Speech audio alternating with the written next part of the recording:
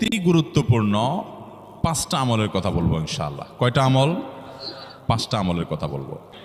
Number 1, সবচেয়ে বেশি যেটা করতে হবে পরিমাণে, জুমার দিন, জুমার রাত, বৃহস্পতিবার সন্ধ্যা থেকে নিয়ে শুক্রবার সন্ধ্যার আগ পর্যন্ত পরিমাণে সবচেয়ে বেশি করতে হবে যে আমলটা, সেটা হলো দুরূদ শরীফের আমল।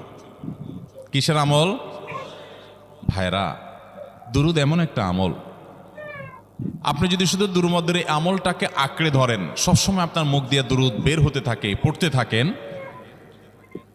তো নবী করিম সাল্লাল্লাহু আলাইহি সাল্লামের ভাষ্য অনুযায়ী, তার ওয়াদা অনুযায়ী, ইদান তুকফা হাম্মুক ওয়া তুগফার যামবুক, তোমার যত পেরেশানি আছে, নবী সাল্লাল্লাহু আলাইহি সাল্লাম বলেছেন, এই সব পেরেশানি দূর করার জন্য এই দুরূদের আমলটা যথেষ্ট হবে ইনশাআল্লাহ। এবং গুনাহ মাফের জন্য এই দুরূদের আমলটা কি হবে? যথেষ্ট হবে। নাম্বার 2, জুমার